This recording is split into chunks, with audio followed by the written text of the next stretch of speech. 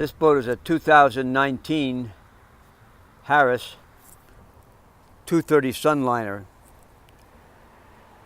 shown here in the fusion red panels with the black anodized rails, and it has a black anodized power top.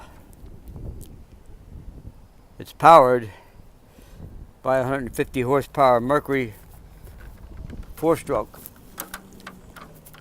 It's a tri-tune model.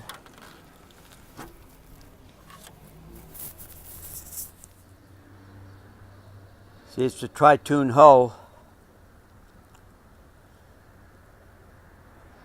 with the center walk-through entry. You see, this is the center walk-through floor plan.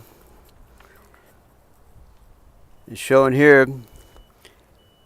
The furniture color is a desert camel.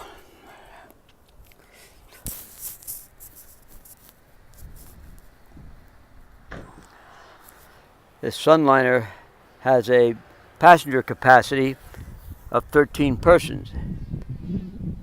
Got the recliner helm seat.